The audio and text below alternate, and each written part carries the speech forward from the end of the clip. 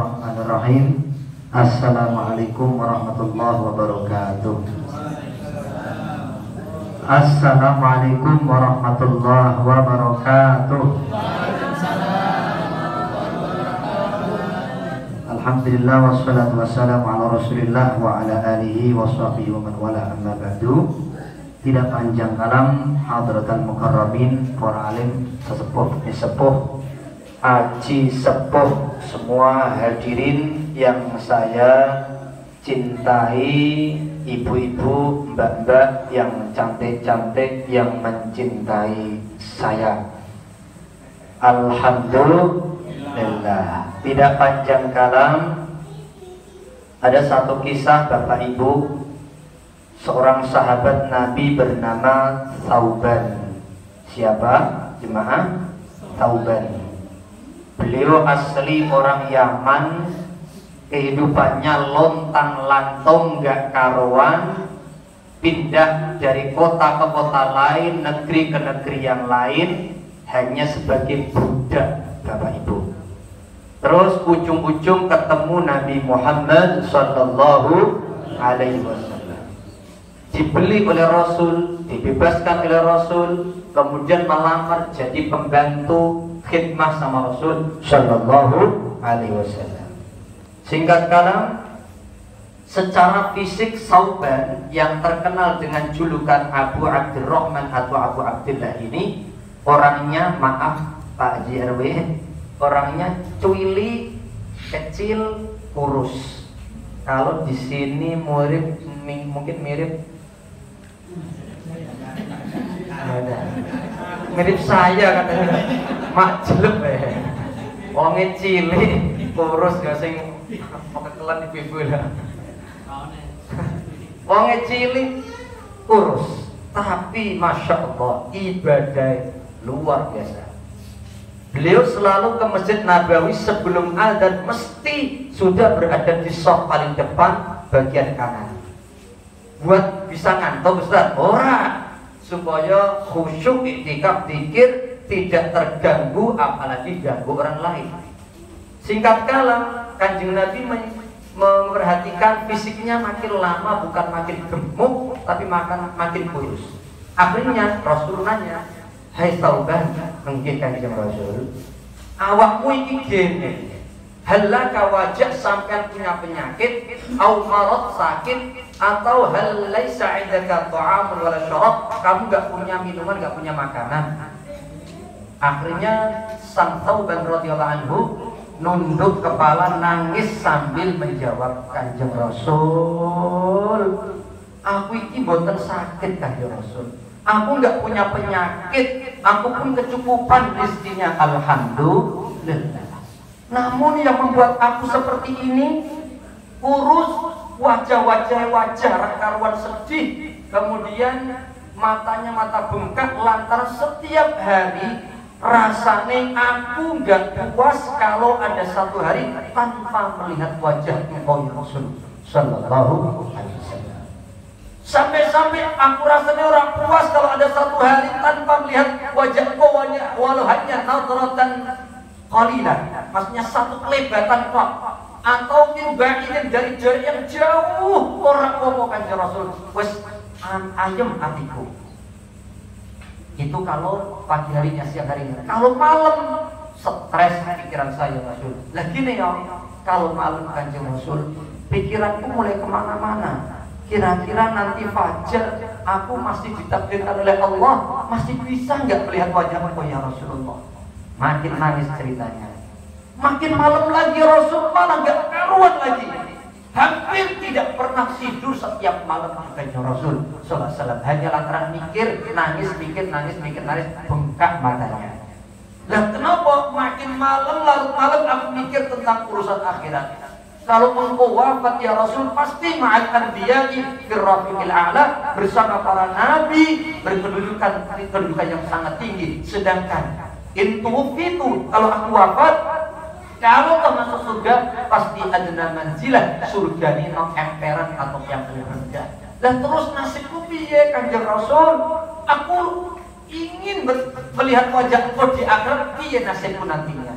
Paham maksud saya kita? sambil nangis. Kanjeng Rasul saat itu nggak bisa jawab, belum ada jawaban, belum ada wahyu. Akhirnya menang Kanjeng Rasul. Iya, piye carane sauban kalau kangen karo aku melihat ning akhirat carane piye? Ini bahasa campur bahasa Inggris bisa gitu. Lama di Amerika Ustaz. Ini banyak yang jawab kira-kira. Pokoknya jajan. Oh, Jawa kan. Kemudian lanjut ya nih. Oke, keluar kan. Allahumma shalli ala Muhammad. Lanjut kemudian Bapak Ibu, di tengah diemnya Kanjeng Rasul nampak orang-orang jawaban. Sauban radhiyallahu anhu nampak nangis. Saat melangkah meninggalkan Kanjeng Rasul berarti selawas-selawasi di akhirat aku gak bakal pernah ketemu Rasul. Muncul style. Oh tiba-tiba, itu bahasa Inggrisnya muncul datang malaikat Jibril alaihissalam menyampaikan wahyu. Wahyu inilah jawaban bagi siapapun yang rindu sama Rasul, cinta sama Rasul, ingin satu surga dengan Rasul. Jawabannya ada di ayat ini. Surah apa itu? Surah An-Nisa ayat 69. Kalau juznya juz kelima, lebarannya keempat, wajah bagian kanan dari atas nomor 4. Apal karepmu. Singkat kata, sebagian ayat barusan dibaca oleh Bilal. Bagiannya sebagai doa. Tapi saya husnudzon, insya Allah walaupun hafal atau baca doa tarawih, insya Allah full yakin Bilal tidak tahu artinya. Ini husnudzon, maaf husnudzon. Kemudian ayatnya apa? A'udzubillahi minasyaitonir rajim. Wa man yuti'illaha war rasul faulaika ma'al ladzina an'ama Allahu 'alaihim minan nabiyyin was-siddiqin wasyuhada'i was-salihin wa hasuna ulaika rafiqa. Pokoknya kalau ujungnya apalah gitu. Waman siapapun yutik taat dalam bahasa Arab artinya al-inqiyad, al-ittiba' wal islam. Tunduk, ikuti, ngikor apapun dawuh Kanjeng Rasul, fatwa Kanjeng Rasul, sabda Kanjeng Rasul, tindak Kanjeng Rasul, akhlak Kanjeng Rasul, kebiasaan Rasulullah, semua ikuti saja. Itulah cara utama. Nah, babakan mengikuti berarti akeh. Yo akeh. Ngikuti Gusti Allah, anjuran Gusti Allah, Rasulullah. Dan ikuti Gusti Allah mesti piye? Ibnu Mas'ud dari Kanjeng Nabi, sabda dari Kanjeng Nabi, man ata'ani faqad ata Allah.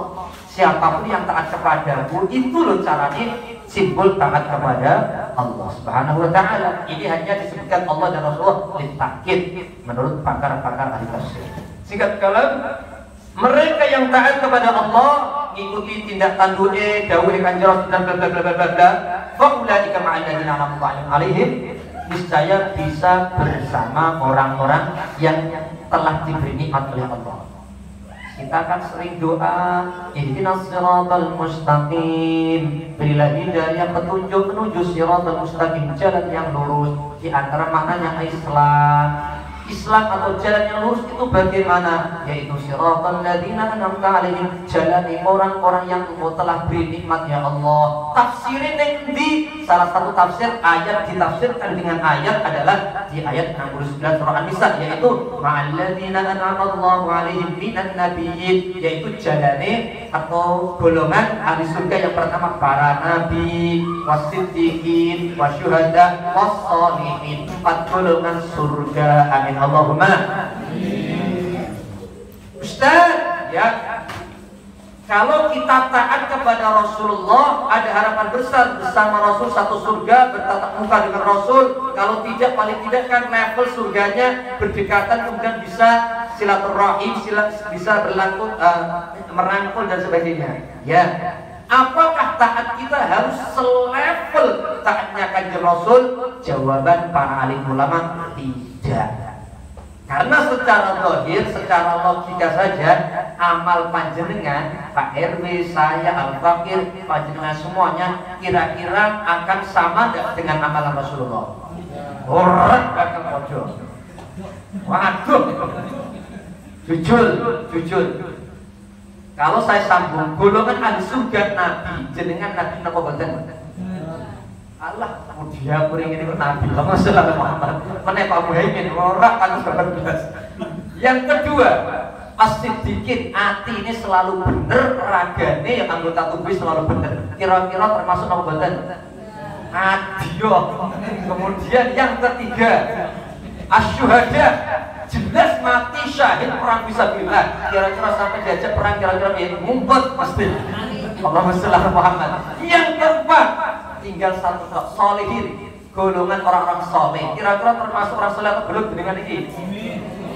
Adio.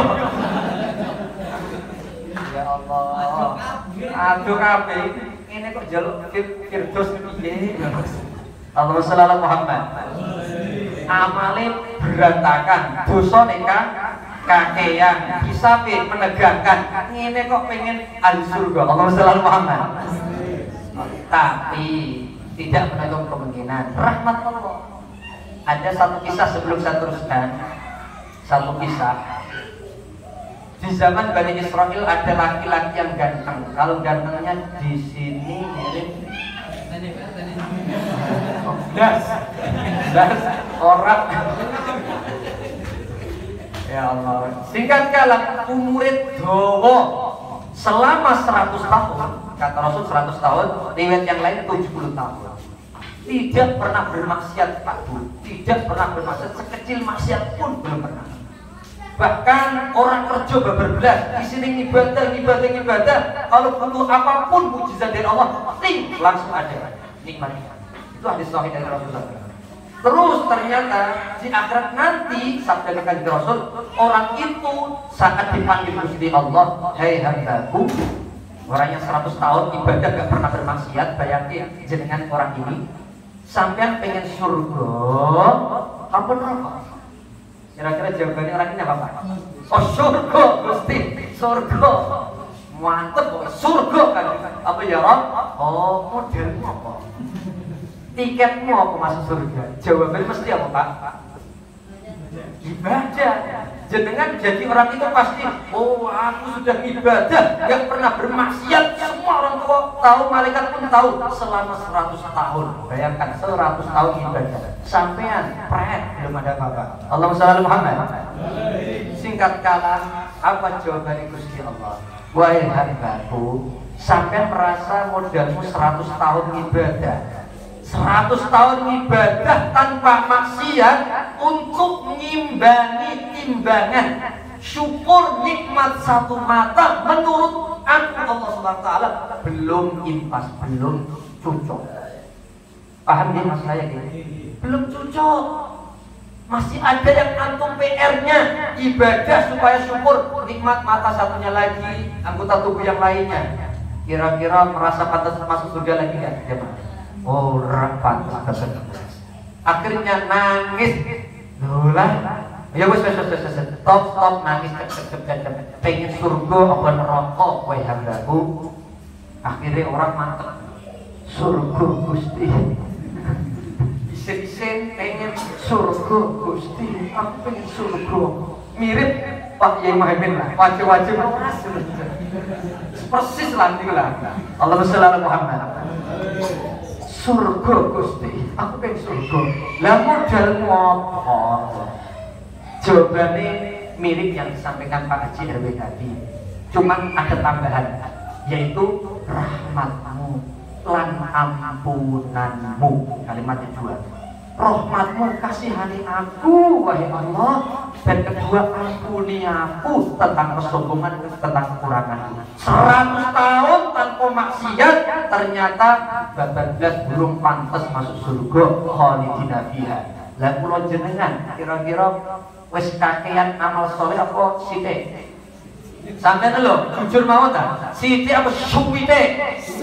Yo ide ta wajib kelihatan ngene kok.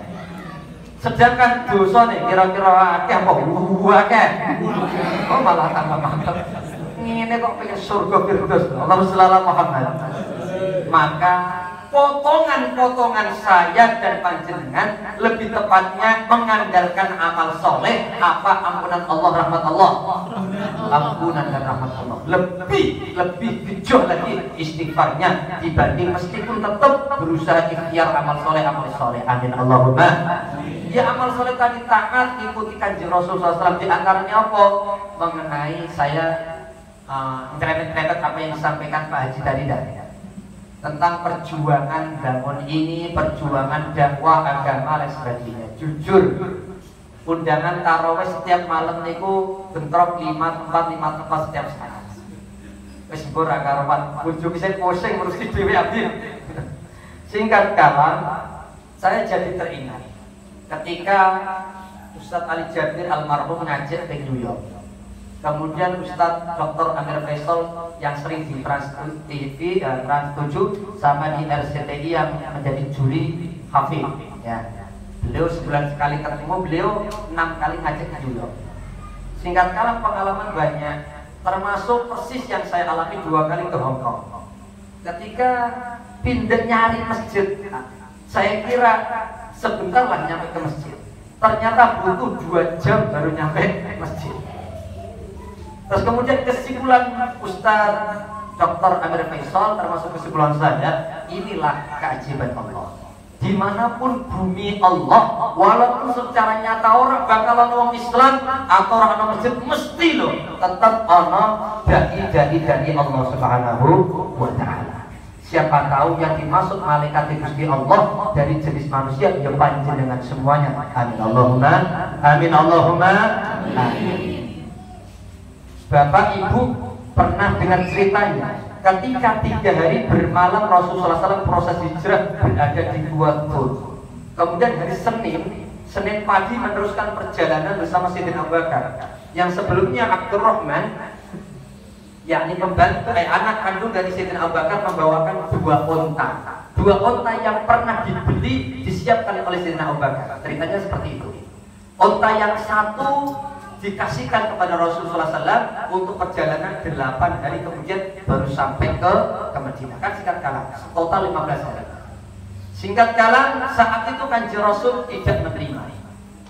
Saya tidak mau menerima pemberian ini onta yang akhirnya disebut onta Qaswa, onta tunggangannya Rasulullah. Qaswa disebut Qaswa lantaran langkahnya panjang atau jauh daripada onta biasa dibuat baca-baca sebagainya.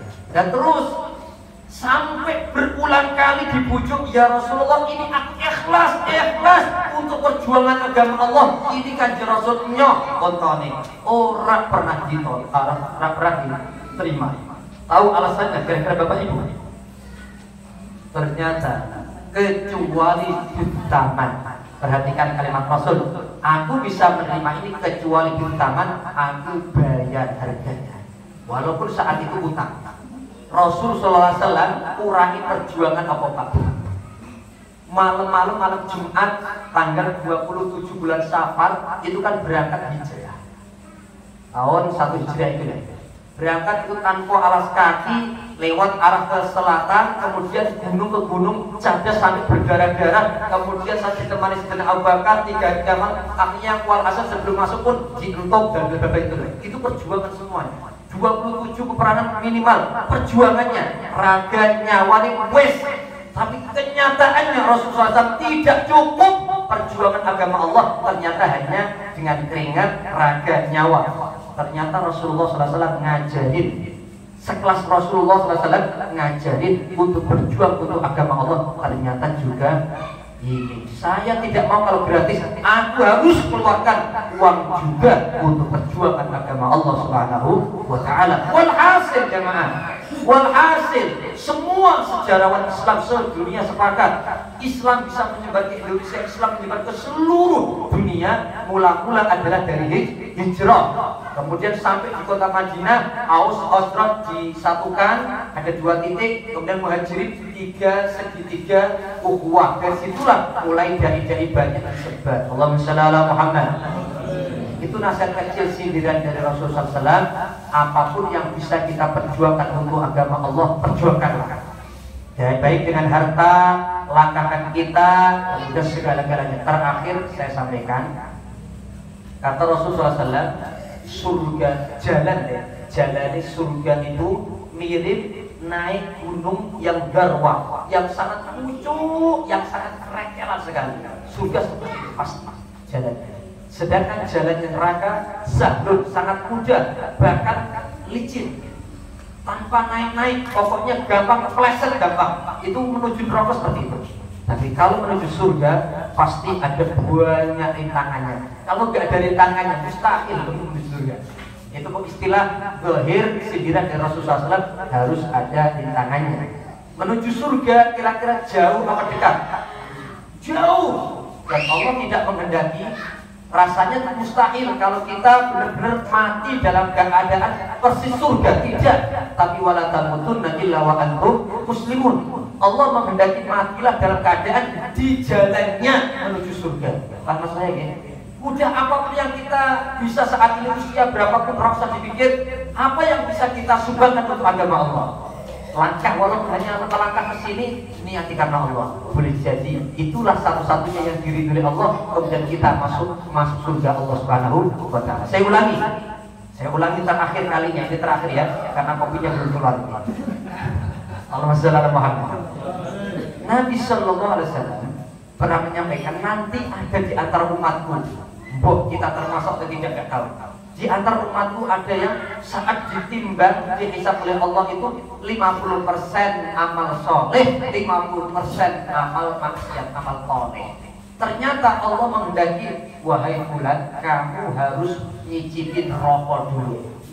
Kehendak Allah kan rahmat ini terserah Allah. Masya Allah, kamu wajib nyicipin rokok dulu. Seandainya hambaku, kalimatnya, seandainya engkau punya nuqtah minal hasanah, satu titik ilik kok kebaikan, maka wa izzati wa jalali, melalui keagunganku orang bakal aku izinkan rokok, langsung masuk surga saja. Boleh jadi kita ngalamin 50% amal soleh, 50% amal maksiatnya.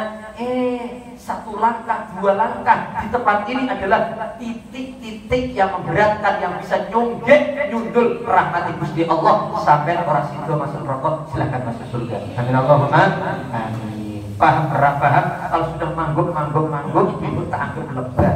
Subhanallahumma wa bihamdika asyhadu an la ilaha illa anta astaghfiruka wa atubu ilaik. Wassalamualaikum warahmatullahi wabarakatuh.